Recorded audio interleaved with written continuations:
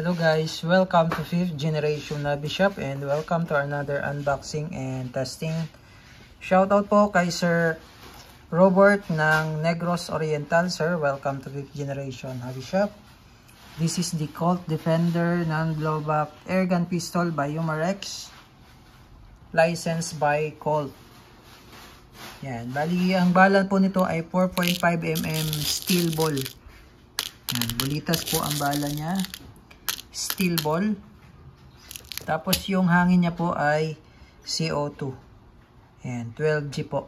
I'm using the pop dyno. Pwede po kayong gumamit ng ibang brand as long as 12G. 12G po na walang thread. Kasi yung iba po may thread po dito. 12G po na walang thread. Pwede po ibang brand. Tapos sa bala naman po, dapat sa mga gun store lang kayo bumili. 4.5mm. Kasi sa online po, iba po yung sukat diameter ng 4.5. Pwedeng magbara yun sa barrel. So, ayan po. Pwede po kayong mag-order sa amin ng steel ball. Basta 4.5mm. Huwag lang po sa online kasi sa like Lazada, Shopee dahil iba po yung diameter ng 4.5mm nila. Mas malaki po. So, pwede pong bumara yun sa barrel. Okay, so again, this is the Colt Defender non-blowback. It's a compact pistol. Licensed by Umarex, licensed by Colt, Umarex brand. Ayan, so ito po yung safety niya. Yan yung fire. Yan naman po yung safety. Ayan, so safety. Ayan. So it's a non-blowback po. So itong slide po hindi po gumagalaw. Yung sight niya po ay naka-fix. Pati sa front naka-fix. So, ito po, hindi po ito gumagana. Pati yung hammer, hindi po yan gumagana. Isa non-blowback po. Okay. So, dito po yung kanyang magazine. So, ito, press nyo lang po ito. Ayan. Yan yung slot for CO2. Then, sa kabila naman po yung sa BBs. Ayan. Colt Defender. So, may kasama siyang owner's manual. Ayan, licensed by Colt. And yung maintenance manual. Ayan. Umarex German Engineering. Ayan. Okay, so load tayo ng steel ball at saka CO2. Okay, so sa paglo-load po ng CO2, every time po na maglo-load po kayo ng CO2, patakan nyo lang po ng oil. May free na siyang silicone oil. Patakan nyo lang po yung part na yan ng silicone oil. Tapos load. Pwede nating hindi ko muna siya higpitan. Pwede pong standby lang muna ng ganyan.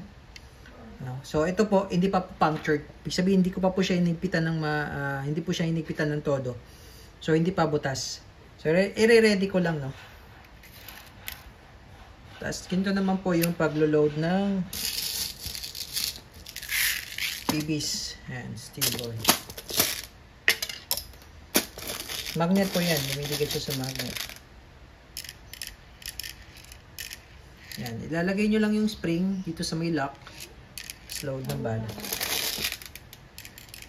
So, ito po ay 16 rounder po. Tapos, full metal. Ayan, steel ball, 12G.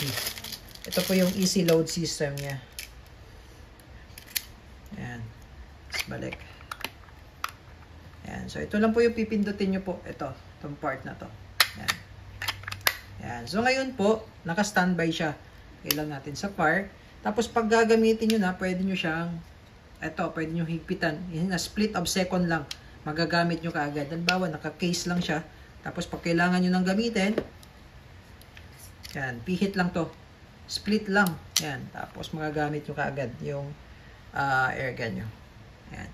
So, dun sa purpose ko po yun na hindi ko muna siya hinigpitan kasi pagka once na hinigpitan nyo na at na-puncture na yung CO2, ilang days lang nauubos na kasi yun, yung CO2. Pero pag hindi nyo pa hinigpitan, naka-standby lang, as long as hindi punctured, as long as hindi pa butas yung CO2, hindi po yun magagamit. Kumbaga, hindi pa po yan makukonsume. Hindi pa po siya makukonsume.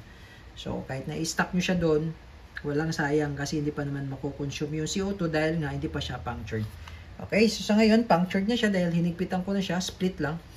Oh, magagamit na natin. So, again, this is the Umarex Colt Defender non-blowback airgun pistol. Okay, testing Colt Defender non-blowback. Firing.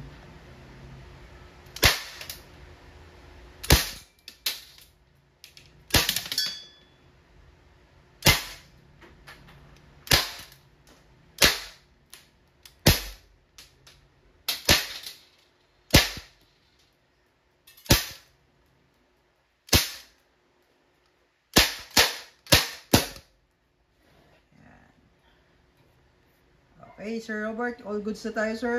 Colt Defender non-blowback airgun pistol.